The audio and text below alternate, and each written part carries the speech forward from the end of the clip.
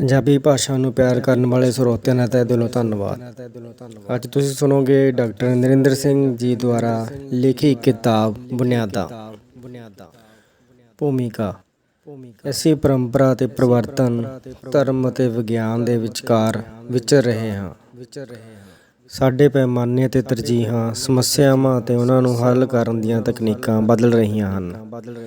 ਅਜੋਕੇ ਯੁੱਗ ਵਿੱਚ ਕਿਸੇ ਤਸਵੀਰ ਦੇ ਦੋ ਹੀ ਨਹੀਂ, ਅਨੇਕਾਂ ਪਾਸੇ ਹੁੰਦੇ ਹਨ।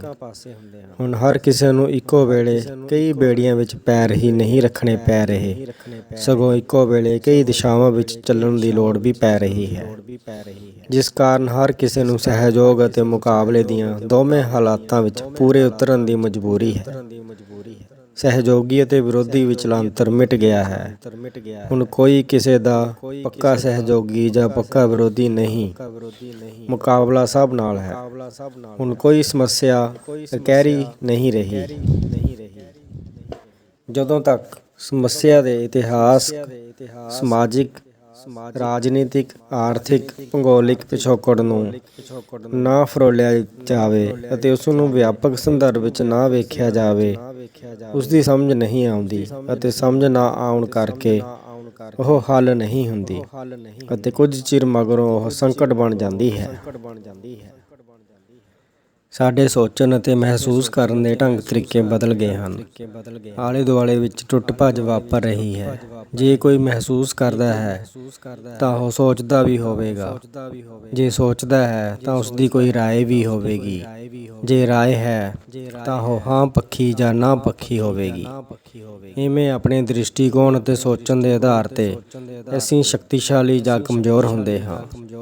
ਜਿਹੜੇ ਸਾਡੇ ਨਾਲ ਸਹਿਮਤ ਹੁੰਦੇ ਹਨ, ਉਹਨਾਂ ਤੋਂ ਅਸੀਂ ਕੁਝ ਨਹੀਂ ਸਿੱਖਦੇ, ਸੋ ਜਿਨ੍ਹਾਂ ਨਾਲ ਮੁਕਾਬਲਾ ਹੈ ਉਹਨਾਂ ਵੱਲ ਧਿਆਨ ਦੇਣ ਦੀ ਲੋੜ ਹੈ।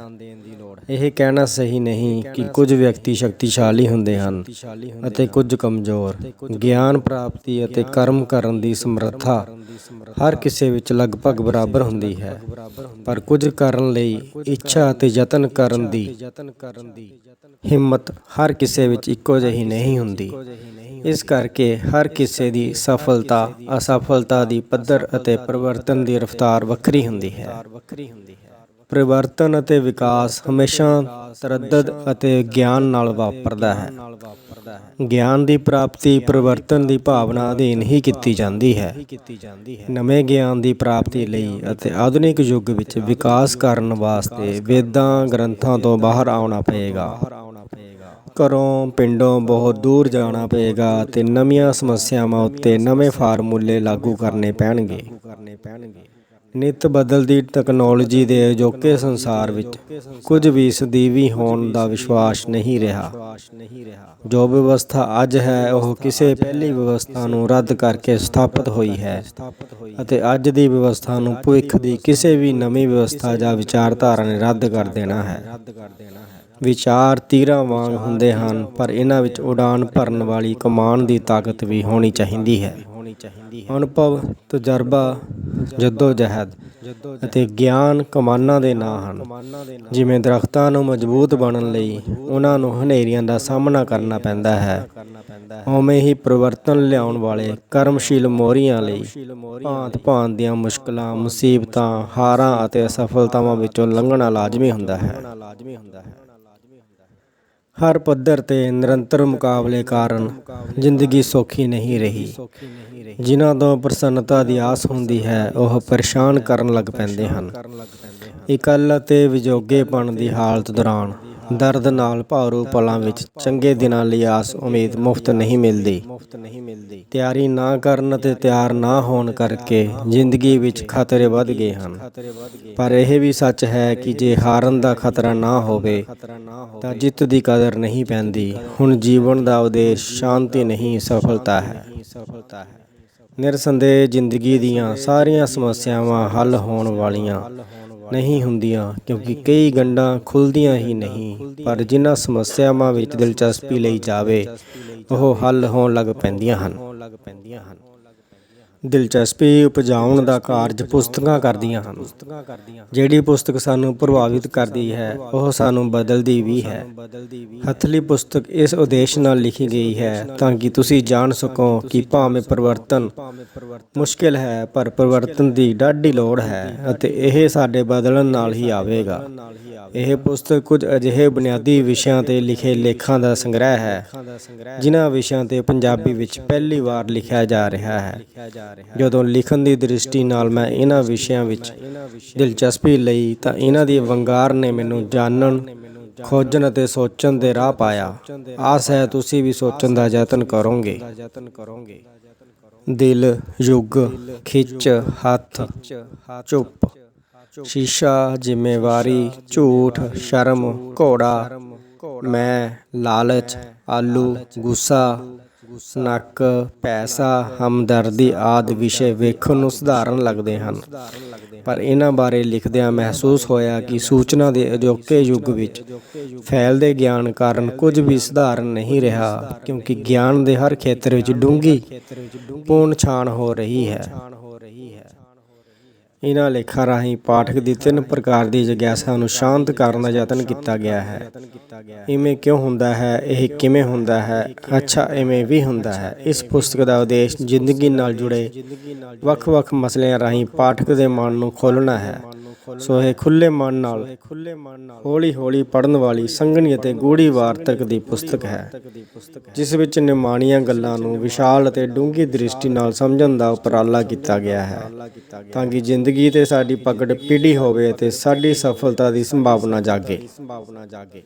ਜਿਉਣ ਦਾ ਬਹਾਨਾ ਹਰ ਕੋਈ ਲੱਭ ਲੈਂਦਾ ਹੈ, ਲੋੜ ਉਦੇਸ਼ ਲੱਭਣ ਦੀ ਹੈ। ਆਸ ਹੈ ਕਿ ਜ਼ਿੰਦਗੀ ਦਾ ਉਦੇਸ਼ ਲੱਭਣ ਵਿੱਚ ਇਹ ਪੁਸਤਕ ਸਹਿਯੋਗੀ ਸਿੱਧ ਹੋਵੇਗੀ।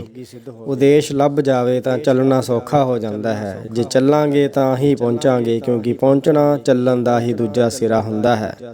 ਤੁਹਾਡੇ ਨਾਲ ਚੱਲਣ ਅਤੇ ਤੁਹਾਡੇ ਨਿਸ਼ਾਨੇ ਤੇ ਪਹੁੰਚਣ ਦੀ ਤਾਂਘ ਨਾਲ ਇਹ ਲੇਖ ਸੰਗ੍ਰਹਿ ਤੁਹਾਨੂੰ ਭੇਟ ਕਰਨ ਦੀ ਮੌਜ ਮਾਣ ਰਿਹਾ ਹਾਂ। ਨਰਿੰਦਰ ਸਿੰਘ ਕਪੂਰ, ਸਾਬਕਾ ਪ੍ਰੋਫੈਸਰ ਜਰਨਲਿਜ਼ਮ ਵਿਭਾਗ, ਪੰਜਾਬੀ ਯੂਨੀਵਰਸਿਟੀ, ਪਟਿਆਲਾ। ਦਿਲ ਦਾ ਟੁੱਟਣਾ। ਦਿਲ ਨੇ ਤਾਂ ਆਖਰ ਟੁੱਟਣਾ ਹੀ ਹੁੰਦਾ ਹੈ। ਪਿਆਰ ਦੇ ਮੁਕੰਮਲ ਅਤੇ ਡੂੰਘੇ ਅਨੁਭਵ ਲਈ ਦਿਲ ਦਾ ਟੁੱਟਣਾ ਲਾਜ਼ਮੀ ਹੈ। ਕਿਸੇ ਨਾਲ ਪਿਆਰ ਹੋਣ ਤੇ ਅਸੀਂ ਸੋਚਣਾ ਬੰਦ ਕਰ ਦਿੰਦੇ ਹਾਂ ਅਤੇ ਸਾਡਾ ਮਹਿਸੂਸਣਾ ਵੱਧ ਜਾਂਦਾ ਹੈ ਅਤੇ ਸੁਪਨੇ ਵੇਖਣ ਦੀ ਆਦਤ ਪੈ ਜਾਂਦੀ ਹੈ। ਇਹ ਸਿਖਰਲੇ ਅਨੁਭਵ ਅਤੇ ਡੂੰਘੀ ਖੁਮਾਰੀ ਦਾ ਆਲਮ ਹੁੰਦਾ ਹੈ। ਜਿਤਨਾ ਚਿਰ ਸੋਚਣਾ ਮਨਸੁਖ ਹੋਇਆ ਰਹਿੰਦਾ ਹੈ, ਪਿਆਰ ਚੱਲਦਾ ਰਹਿੰਦਾ ਹੈ। ਸੋਚ ਮੁੱਖ ਤੌਰ ਤੇ ਨਫ਼ੇ ਨੁਕਸਾਨ ਲਈ ਹੁੰਦੀ ਹੈ। ਜਿਹੜੀ ਧਿਰ ਸੋਚਣਾ ਪਹਿਲਾਂ ਆਰੰਭ ਕਰਦੀ ਹੈ, ਉਹ ਜਜ਼ਬੇ ਠੰਡੇ ਹੋ ਜਾਣ ਕਾਰਨ ਦੂਜੀ ਧਿਰ ਪ੍ਰਤੀ ਅਵੇਸਲੀ ਹੋ ਜਾਂਦੀ ਹੈ ਅਤੇ ਕਈ ਵਾਰੀ ਗੈਰ ਹਾਜ਼ਰ ਹੀ ਹੋ ਜਾਂਦੀ ਹੈ। ਇਸ ਹਾਲਤ ਵਿੱਚ ਦੂਜੀ ਧਿਰ ਦਾ ਦਿਲ ਟੁੱਟਦਾ ਹੈ। ਦਿਲ ਦਾ ਟੁੱਟਣਾ ਭਾਵਕ ਵਿਕਾਸ ਦਾ ਇੱਕ ਮਹੱਤਵਪੂਰਨ ਪੜਾਅ ਹੁੰਦਾ ਹੈ। ਦਿਲ ਦੇ ਟੁੱਟਣ ਨਾਲ ਹੀ ਮਨੁੱਖ ਕਵੀ, ਕਲਾਕਾਰ, ਸੰਗੀਤਕਾਰ ਬਣਦਾ ਹੈ। ਦਿਲ ਦੇ ਟੁੱਟਣ ਉਪਰੰਤ ਹੀ ਪਤਾ ਲੱਗਦਾ ਹੈ ਕਿ ਪ੍ਰੇਮੀ ਦੀ ਧਾਤ ਕੀ ਹੈ। ਉਹ ਹੀਰਾ ਹੈ ਜਾਂ ਸੋਨਾ, ਚਾਂਦੀ ਹੈ ਜਾਂ ਪਿੱਤਲ। ਸਫਲ ਪਿਆਰ ਵਿੱਚੋਂ ਕੁਝ ਨਹੀਂ ਉਪਜਦਾ। ਸਫਲ ਪਿਆਰ ਵਿੱਚੋਂ ਕੇਵਲ ਬੱਚੇ ਉਪਜਦੇ ਹਨ, ਪਰੰਤੂ ਜੋ ਮੁੱਲਵਾਨ ਹੁੰਦਾ ਹੈ ਉਹ ਅਸਫਲ ਪਿਆਰ ਵਿੱਚੋਂ ਅਤੇ ਅਕਸਰ ਦਿਲ ਟੁੱਟਣ ਉਪਰੰਤ ਉਪਜਦਾ ਹੈ। ਇਹ ਸੰਭਵ ਹੈ ਕਿ ਕਿਸੇ ਦਾ ਕਿਸੇ ਨਾਲ ਦਿਲ ਜੁੜ ਜਾਵੇ ਅਤੇ ਕਿਸੇ ਨੂੰ ਪਤਾ ਨਾ ਲੱਗੇ, ਪਰ ਇਹ ਸੰਭਵ ਨਹੀਂ ਕਿ ਦਿਲ ਟੁੱਟ ਜਾਵੇ ਅਤੇ ਟੁੱਟਣ ਦੀ ਆਵਾਜ਼ ਨਾ ਆਵੇ। ਦਿਲ ਟੁੱਟਣ ਤੇ ਹਰ ਕੋਈ ਆਪਣੇ ਆਪ ਨੂੰ ਵਿਸ਼ੇਸ਼, ਮਹੱਤਵਪੂਰਨ ਅਤੇ ਘੋਰ ਉਦਾਸੀ ਦਾ ਮਾਹਿਰ ਸਮਝਣ ਲੱਗ ਪੈਂਦਾ ਹੈ। ਅਸੀਂ ਟੁੱਟ ਭੱਜ ਅਤੇ ਉਥਲ ਪੁਥਲ ਦੇ ਜ਼ਮਾਨੇ ਵਿੱਚ ਰਹਿ ਰਹੇ ਹਾਂ। ਕਈ ਦਿਲ ਤੋੜਦੇ ਹਨ, ਕਈ ਦਾ ਦਿਲ ਟੁੱਟਦਾ ਹੈ, ਕਈਆਂ ਦਾ ਦਿਲ ਟੁੱਟਦਾ ਹੈ। ਇਸ ਅਨੁਭਵ ਲਈ ਤਾਂਘ ਦਾ ਕੋਈ ਨਹੀਂ, ਪਰ ਇਹ ਵਾਪਰਦਾ ਲਗਭਗ ਹਰ ਕਿਸੇ ਨਾਲ ਹੈ। ਵੇਖਿਆ ਗਿਆ ਹੈ ਕਿ ਜਿਸ ਦਾ ਪਹਿਲਾ ਪਿਆਰ ਅਨੁਭਵ ਹੁੰਦਾ ਹੈ, ਅਕਸਰ ਉਸ ਦਾ ਹੀ ਦਿਲ ਟੁੱਟਦਾ ਹੈ। ਇਸ ਉਪਰੰਤ ਉਸ ਨੂੰ ਇਹ ਸਦਮਾ ਬਰਦਾਸ਼ਤ ਕਰਨ ਅਤੇ ਆਪਣੇ ਟੁੱਟੇ ਦਿਲ ਦੀ ਮਾਲਿਸ਼ ਕਰਕੇ ਉਸ ਨੂੰ ਠੀਕ ਕਰਨ ਦੀ ਜਾਂਚ ਆ ਜਾਂਦੀ ਹੈ। ਕਈ ਵਾਰ ਦਿਲ ਨੂੰ ਮੋਚ ਆ ਜਾਂਦੀ ਹੈ, ਜਿਹੜੀ ਕੁਝ ਦਿਨਾਂ ਦੀ ਔਖ, ਮਾਯੂਸੀ, ਨਿਰਾਸ਼ਤਾ ਅਤੇ ਉਦਾਸੀ ਉਪਰੰਤ ਭੁੱਲ ਜਾਂਦੀ ਹੈ। ਕਈਆਂ ਦਾ ਇੱਕੋ ਵੇਲੇ ਕਈਆਂ ਨਾਲ ਪਿਆਰ ਹੁੰਦਾ ਹੈ ਅਤੇ ਜਦੋਂ ਕੋਈ ਇੱਕ ਦਿਲ ਤੋੜਦਾ ਹੈ ਤਾਂ ਘਾਟਾ ਪੂਰਾ ਕਰਨ ਵਾਸਤੇ ਇੱਕ ਹੋਰ ਪਿਆਰ ਪਾ ਲਿਆ ਜਾਂਦਾ ਹੈ। ਕਿਸੇ ਨੇ ਕਿਹਾ ਦਿੱਲੀ ਵਾਲਾ ਦਿਲ ਤੋੜ ਗਿਆ ਹੈ, ਪਰ ਜਲੰਧਰ, ਮੋਗੇ ਅਤੇ ਚੰਡੀਗੜ੍ਹ ਵਾਲਾ ਅਜੇ ਠੀਕ ਚੱਲ ਰਿਹਾ ਹੈ। ਜੋ ਮਰਜ਼ੀ ਕਹੋ, ਪਿਆਰ ਵਰਗਾ ਕੋਈ ਹੋਰ ਅਨੁਭਵ ਨਹੀਂ ਹੁੰਦਾ। ਇਸ ਵਿੱਚ ਸਰੀਰਕ ਸਮਾਗਮ ਦੀ ਸੰਭਾਵਨਾ ਹੁੰਦੀ ਹੈ। ਹੀਰ ਰਾਂਝਾ, ਸੋਹਣੀ ਮਹੀਵਾਲ ਆਦਿ ਪ੍ਰੇਮੀਆਂ ਦਾ ਵਿਲੱਖਣ ਪੱਖ ਇਹ ਸੀ ਕਿ ਇਹ ਦੋਹਾਂ ਦਾ ਪਹਿਲਾ ਪਿਆਰ ਅਨੁਭਵ ਸੀ। ਇਸ ਕਰਕੇ ਦੋਹਾਂ ਦਾ ਇੱਕੋ ਵੇਲੇ ਦਿਲ ਟੁੱਟਿਆ ਸੀ ਅਤੇ ਉਹ ਦਿਲ ਟੁੱਟਣ ਕਾਰਨ ਹੀ ਪ੍ਰਸਿੱਧ ਹੋਏ ਸਨ। ਅਜੋਕੇ ਸਮੇਂ ਵਿੱਚ ਅਕਸਰ ਇੱਕ ਧਿਰ ਤਜਰਬੇਕਾਰ ਹੁੰਦੀ ਹੈ, ਜਦੋਂ ਕਿ ਦੂਜੀ ਧਿਰ ਪਹਿਲੀ ਵਾਰ ਪਿਆਰ ਕਰ ਰਹੀ ਹੁੰਦੀ ਹੈ। ਸੋ ਅਕਸਰ ਤਜਰਬੇਕਾਰ ਧਿਰ ਸੱਜਰੀ ਧਿਰ ਦਾ ਦਿਲ ਤੋੜਦੀ ਹੈ। ਜੇ ਦੋਵੇਂ ਧਿਰਾਂ ਦਾ ਇਹ ਦੂਜਾ ਜਾਂ ਤੀਜਾ ਪਿਆਰ ਹੋਵੇ ਤਾਂ ਇਸ ਰਿਸ਼ਤੇ ਦਾ ਸੁਭਾਅ ਨਜਾਇਜ਼ ਸੰਬੰਧਾਂ ਵਾਲਾ ਹੁੰਦਾ ਹੈ। ਨਜਾਇਜ਼ ਰਿਸ਼ਤੇ ਵਿੱਚ ਦਿਲ ਨਹੀਂ ਟੁੱਟਦਾ, ਕਿਉਂਕਿ ਇਹ ਰਿਸ਼ਤਾ ਹੀ ਆਰਜ਼ੀ ਹੁੰਦਾ ਹੈ। ਇਹ ਪਿਆਰ ਦਾ ਰਿਸ਼ਤਾ ਨਹੀਂ ਹੁੰਦਾ। ਇਹ ਇੱਕ ਦੂਜੇ ਦੀ ਭੁੱਖ ਅਤੇ ਲੋੜ ਪੂਰੀ ਕਰਨ ਵਾਲਾ ਰਿਸ਼ਤਾ ਹੁੰਦਾ ਹੈ। ਨਜਾਇਜ਼ ਰਿਸ਼ਤੇ ਦੇ ਟੁੱਟਣ 'ਤੇ ਔਖ ਹੀ ਹੁੰਦੀ ਹੈ, ਜਿਵੇਂ ਮਕਾਨ ਬਦਲਣਾ ਪੈ ਗਿਆ ਹੋਵੇ ਜਾਂ ਜਿਵੇਂ ਟੈਲੀਫੋਨ ਨੰਬਰ ਬਦਲ ਗਿਆ ਹੋਵੇ। ਪਿਆਰ ਦਾ ਰਿਸ਼ਤਾ ਆਸਾਂ, ਉਮੀਦਾਂ, ਵਾਅਦਿਆਂ, ਸੁਪਨਿਆਂ ਅਤੇ ਰਹੱਸਮਈ ਬੁਝਾਰਤਾਂ ਦਾ ਰਿਸ਼ਤਾ ਹੁੰਦਾ ਹੈ। ਇਸ ਰਿਸ਼ਤੇ ਵਿੱਚ ਪ੍ਰੇਮੀ ਸਮਝਦਾ ਹੈ ਕਿ ਉਸ ਦੀ ਪ੍ਰੇਮਿਕਾ ਉਸ ਵੱਲੋਂ ਰੱਬ ਨੂੰ ਕੀਤੀਆਂ ਅਰਦਾਸਾਂ ਦਾ ਜਵਾਬ ਹੈ ਅਤੇ ਪ੍ਰੇਮਿਕਾ ਸਮਝਦੀ ਹੈ ਕਿ ਉਸ ਦੇ ਪ੍ਰੇਮੀ ਕੋਲ ਉਸ ਦੀਆਂ ਸਾਰੀਆਂ ਸਮੱਸਿਆਵਾਂ ਦੇ ਹੱਲ ਹਨ। ਪਿਆਰ ਵਿੱਚ ਇਸਤਰੀ ਅਕਸਰ ਪੁਰਸ਼ ਨਾਲੋਂ ਵਧੇਰੇ ਸੁਹਿਰਦ ਅਤੇ ਵੱਧ ਕੁਰਬਾਨੀਆਂ ਕਰਨ ਵਾਲੀ ਹੁੰਦੀ ਹੈ, ਪਰ ਉਸ ਉੱਤੇ ਪਰਿਵਾਰਕ ਬੰਧਨ ਅਤੇ ਉਸ ਦੀਆਂ ਸਮਾਜਿਕ ਅਤੇ ਸੱਭਿਆਚਾਰਕ ਮਜਬੂਰੀਆਂ ਵਧੇਰੇ ਹੁੰਦੀਆਂ ਹਨ। ਪਿਆਰ ਅਤੇ ਦਿਲ ਟੁੱਟਣ ਦਾ ਦੁੱਖ ਇਸਤਰੀ ਨੂੰ ਵਧੇਰੇ ਹੁੰਦਾ ਹੈ। ਪਿਆਰ ਦੇ ਸੰਬੰਧ ਵਿੱਚ ਪੁਰਸ਼ਾਂ ਅਤੇ ਇਸਤਰੀਆਂ ਦੀਆਂ ਤਰਜੀਹਾਂ ਵੱਖਰੀਆਂ ਹੁੰਦੀਆਂ ਹਨ। ਪ੍ਰੇਮਿਕਾ ਦਾ ਰਕੀਬ ਨਾਲ ਵਿਆਹ ਅਸਹਿ ਘਟਨਾ ਹੁੰਦੀ ਹੈ, ਜਿਹੜੀ ਕਈ ਵਾਰੀ ਆਤਮਘਾਤ ਬਣ ਜਾਂਦੀ ਹੈ ਅਤੇ ਅਕਸਰ ਪ੍ਰੇਮੀ ਨੂੰ ਅਪਰਾਧੀ ਬਣਾ ਦਿੰਦੀ ਹੈ। ਪਿਆਰ ਵਿੱਚ ਜਦੋਂ ਇੱਕ ਧਿਰ ਦੂਜੀ ਧਿਰ ਤੋਂ ਉਸ ਦੀ ਸਮਰੱਥਾ ਨਾਲੋਂ ਵਧੇਰੇ ਅਤੇ ਵਡੇਰੀਆਂ ਕੁਰਬਾਨੀਆਂ ਮੰਗਦੀ ਹੈ ਤਾਂ ਵਫ਼ਾਦਾਰੀ ਦਾ ਸੰਕਟ ਉਪਜਦਾ ਹੈ। ਜਾਂ ਪਿਆਰ ਵਿੱਚ ਇੱਕ ਪੜਾਅ 'ਤੇ ਇਸਤਰੀ ਆਪਣੇ ਪ੍ਰੇਮੀ ਨੂੰ ਇੱਕ ਸਵਾਲ ਪੁੱਛਦੀ ਹੈ, ਜਿਸ ਦੇ ਜਵਾਬ ਨਾਲ ਉਹਨਾਂ ਦੇ ਸਦਾ ਲਈ ਜੁੜਨ ਜਾਂ ਸੰਬੰਧਾਂ ਦੇ ਉਸੇ ਵੇਲੇ ਟੁੱਟਣ ਦਾ ਫੈਸਲਾ ਹੁੰਦਾ ਹੈ। ਇਸ ਹਾਲਤ ਵਿੱਚ ਜੇ ਰਿਸ਼ਤਾ ਟੁੱਟ ਜਾਵੇ ਤਾਂ ਪੁਰਸ਼ ਅਕਸਰ ਕਹਿੰਦਾ ਹੈ, ਉਹ ਮੇਰੀਆਂ ਆਸਾਂ ਉਮੀਦਾਂ 'ਤੇ ਪੂਰੀ ਨਹੀਂ ਉਤਰੀ। ਪਰ ਕੀ ਉਹ ਆਪ ਉਸ ਦੀਆਂ ਆਸਾਂ 'ਤੇ ਪੂਰਾ ਉਤਰਿਆ ਹੁੰਦਾ ਹੈ? ਪੁਰਸ਼ ਪ੍ਰੇਮਿਕਾ ਦੀ ਸਰੀਰਕ ਸੁੰਦਰਤਾ ਅਤੇ ਭਾਵੁਕ ਅਮੀਰੀ ਨੂੰ ਮਾਣਨ ਲਈ ਪਿਆਰ ਕਰਦਾ ਹੈ, ਜਦੋਂ ਕਿ ਇਸਤਰੀ ਅਣਜਾਣੇ, ਅਜਨਬੀ, ਅਣਕਿਆਸੇ, ਕਾਲਪਨਿਕ, ਅਦਭੁਤ ਅਨੁਭਵਾਂ ਦੇ ਰੋਮਾਂਸ, ਪਹਿਰਾਵਿਆਂ ਦੀ ਚਹਿਲ ਪਹਿਲ ਅਤੇ ਸ਼ਾਬਦਿਕ ਅਤੇ ਭਾਵੁਕ ਚੋਹਲ ਮੋਹਲ ਦੀ ਅਭਿਲਾਸ਼ੀ ਹੁੰਦੀ ਹੈ। ਅਜੋਕੇ ਯੁੱਗ ਵਿੱਚ ਪੁਰਾਣੇ ਦੀ ਥਾਂ ਨਵਾਂ ਦਿਲ ਪੈ ਜਾਂਦਾ ਹੈ ਅਤੇ ਪੁਰਾਣੇ ਦਿਲ ਦੀ ਮੁਰੰਮਤ ਵੀ ਹੋ ਜਾਂਦੀ ਹੈ। ਕੰਮਚੋਰਾਂ, ਲਾਡਲਿਆਂ ਅਤੇ ਨਲਾਇਕਾਂ ਦਾ ਦਿਲ ਵਧੇਰੇ ਟੁੱਟਦਾ ਹੈ ਜਾਂ ਉਹ ਦਿਲ ਦਾ ਟੁੱਟਣਾ ਮਹਿਸੂਸ ਵਧੇਰੇ ਕਰਦੇ ਹਨ। ਕਾਰਨ ਇਹ ਹੁੰਦਾ ਹੈ ਕਿ ਉਹ ਆਪਣਾ ਅਸਲੀ ਅਤੇ ਔਖਾ ਕੰਮ ਕਰਨ ਦੀ ਥਾਂ ਕਿਸੇ ਨੂੰ ਪਿਆਰ ਕਰਨ ਅਤੇ ਹਰ ਵੇਲੇ ਉਦਾਸ ਵਿਖਾਈ ਦੇਣ ਦਾ ਸੌਖਾ ਕਾਰਜ ਕਰਨ ਲੱਗ ਪੈਂਦੇ ਹਨ। ਅਤੇ ਜਦੋਂ ਪ੍ਰੇਮਿਕਾ ਵੱਲੋਂ ਤਿਆਗੇ ਜਾਣ ਕਾਰਨ ਉਹਨਾਂ ਦਾ ਦਿਲ ਟੁੱਟਦਾ ਹੈ ਤਾਂ ਵੱਡੀ ਨਿਰਾਸ਼ਤਾ ਇਸ ਗੱਲ ਦੀ ਹੁੰਦੀ ਹੈ ਕਿ ਹੁਣ ਅਸਲੀ ਅਤੇ ਔਖਾ ਕੰਮ ਕਰਨਾ ਪਏਗਾ। ਇਸ ਹਾਲਤ ਵਿੱਚ ਪ੍ਰੇਮੀ ਕੇਲੇ ਤੋਂ ਕਰੇਲਾ ਅਤੇ ਖੰਜੂਰ ਤੋਂ ਛੁਆਰਾ ਬਣ ਜਾਂਦਾ ਹੈ। ਜਿਨ੍ਹਾਂ ਦਾ ਨਵਾਂ ਦਿਲ ਟੁੱਟਿਆ ਹੋਵੇ, ਉਹ ਉਦਾਸ ਹੋਣ ਅਤੇ ਮਾਯੂਸ ਦਿਸਣ ਵਿੱਚ ਮਾਹਿਰ ਹੋ ਜਾਂਦੇ ਹਨ ਅਤੇ ਉਹਨਾਂ ਨੂੰ ਵੇਖ ਕੇ ਸਹਿਜੇ ਹੀ ਵਿਸ਼ਵਾਸ ਹੋ ਜਾਂਦਾ ਹੈ ਕਿ ਪ੍ਰੇਮੀ ਦੇ ਦਿਲ ਦੀ ਚੁਗਾਠ ਵਿੱਚ ਕਾਣ ਪੈ ਗਈ ਹੈ ਅਤੇ ਉਸ ਦੀਆਂ ਅੱਖਾਂ ਦਾ ਕੋਠਾ ਸੋਕੇ ਵਿੱਚ ਵੀ ਚੌਂਦਾ ਰਹਿੰਦਾ ਹੈ। ਦਿਲ ਟੁੱਟਣ ਦੀ ਪ੍ਰਕਿਰਿਆ ਨੂੰ ਸਮਝਣ ਲਈ ਜ਼ਰੂਰੀ ਹੈ ਕਿ ਜਾਣਿਆ ਜਾਵੇ ਕਿ ਟੁੱਟਣ ਵਾਲਾ ਪਿਆਰ ਪੈਂਦਾ ਕਿਵੇਂ ਅਤੇ ਕਿਹਨਾਂ ਨਾਲ ਹੈ ਅਤੇ ਦਿਲ ਕਦੋਂ, ਕਿੱਥੇ, ਕਿਤਨਾ ਅਤੇ ਕਿਵੇਂ ਟੁੱਟਦਾ ਹੈ। ਪਿਆਰ ਕੇਵਲ ਮਨੁੱਖ ਕਰਦੇ ਹਨ, ਪਸ਼ੂ ਸੰਭੋਗ ਹੀ ਕਰਦੇ ਹਨ। ਮਨੁੱਖ ਕਰਦੇ ਤਾਂ ਪਿਆਰ ਹਨ, ਪਰ ਉਦੇਸ਼ ਸੰਭੋਗ ਹੀ ਹੁੰਦਾ ਹੈ। ਜੀਵਨ ਦੇ ਪਹਿਲੇ 7 ਸਾਲ ਤੱਕ ਬੱਚਾ ਸਵੈ ਕੇਂਦਰਿਤ ਹੁੰਦਾ ਹੈ ਲਗਭਗ 14 ਸਾਲ ਤੱਕ ਲੜਕੇ ਲੜਕੀਆਂ ਨਾਲ ਅਤੇ ਲੜਕੀਆਂ ਲੜਕਿਆਂ ਨਾਲ ਖੇਡਦੀਆਂ ਹਨ। ਇਸ ਉਪਰੰਤ ਲਗਭਗ 21 ਸਾਲ ਦੀ ਉਮਰ ਤੱਕ ਲੜਕੇ ਲੜਕੀਆਂ ਵਿੱਚ ਅਤੇ ਲੜਕੀਆਂ ਲੜਕਿਆਂ ਵਿੱਚ ਦਿਲਚਸਪੀ ਲੈਣ ਲੱਗ ਪੈਂਦੀਆਂ ਹਨ। ਇਸ ਨੂੰ ਕਿਸ਼ੋਰ ਅਵਸਥਾ ਅਤੇ ਜਵਾਨੀ ਦਾ ਮੁੱਢਲਾ ਦੌਰ ਕਿਹਾ ਜਾ ਸਕਦਾ ਹੈ। ਕਿਸ਼ੋਰ ਅਵਸਥਾ ਦੌਰਾਨ ਸਰੀਰ ਵਿੱਚ ਤਬਦੀਲੀਆਂ ਵਾਪਰਦੀਆਂ ਹਨ, ਨਵੀਂ ਊਰਜਾ ਉਪਜਦੀ ਹੈ ਅਤੇ ਕਾਮ ਇੱਛਾ ਦਾ ਜਨਮ ਹੁੰਦਾ ਹੈ। ਇਸ ਅਵਸਥਾ ਵਿੱਚ ਲੜਕੀਆਂ ਅਤੇ ਲੜਕੇ ਮੂੰਹ ਜ਼ੋਰ ਹੋ ਜਾਂਦੇ ਹਨ।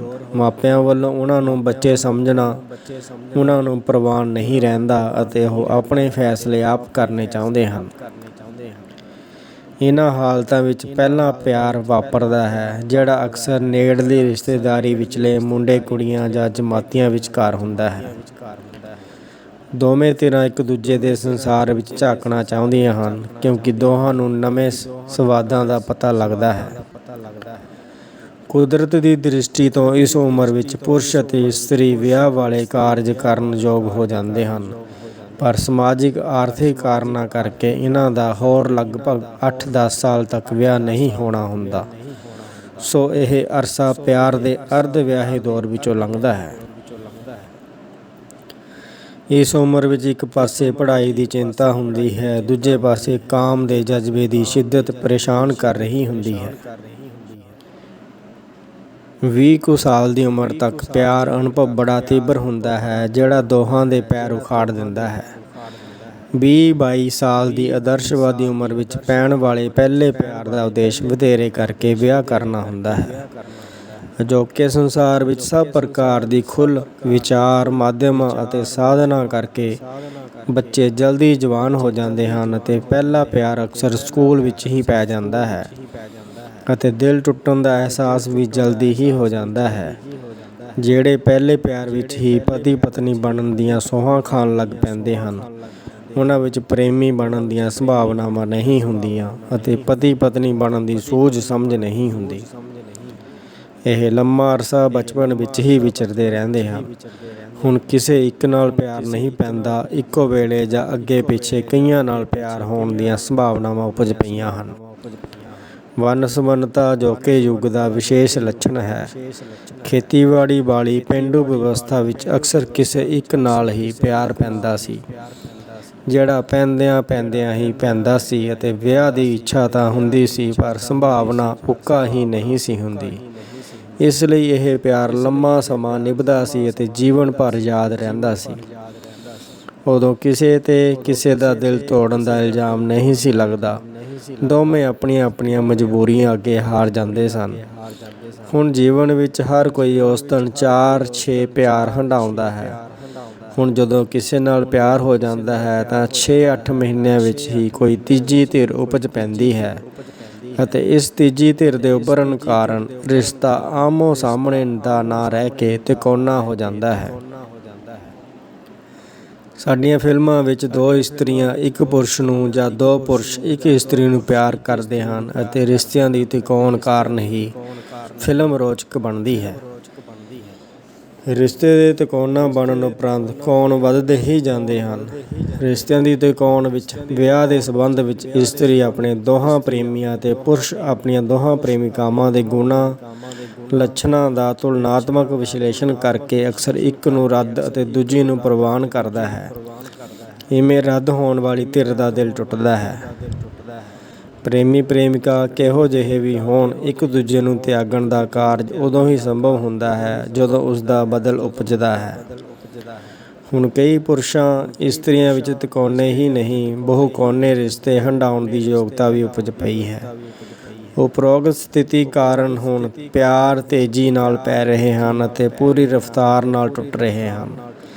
ਜਿਹੜੇ ਆਪਣੇ ਕਰਤੱਵ ਨੂੰ ਯੋਗ ਮਹੱਤਵ ਦਿੰਦੇ ਹਨ, ਉਹ ਦਿਲ ਟੁੱਟਣ 'ਤੇ ਨਿਰੋਲ ਭਾਵੁਕਤਾ ਦੀ ਥਾਂ ਕੁਝ ਤਰਕਸੰਗਤ ਢੰਗ ਨਾਲ ਸੋਚਣ ਕਾਰਨ ਜਲਦੀ ਸੰਭਲ ਜਾਂਦੇ ਹਨ।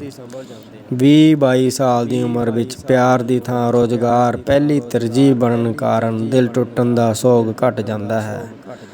ਭਾਰਤ ਵਿੱਚ ਪ੍ਰੇਮੀ ਦਿਲ ਟੁੱਟਣ 'ਤੇ ਮਨੋਵਿਗਿਆਨਕ ਅਤੇ ਭਾਵਕ ਉਲਝਣਾਂ ਦੇ ਮਾਹਿਰਾਂ ਦੀ ਮਦਦ ਲੈਣ ਤੋਂ ਝਿਜਕਦੇ ਹਨ। ਕਾਰਨ ਇਹ ਹੈ ਕਿ ਮਾਹਿਰ ਉਹੀ ਹੁੰਦੇ ਹਨ ਜਿਹੜੇ ਪਾਗਲਾਂ ਦਾ ਇਲਾਜ ਵੀ ਕਰਦੇ ਹਨ।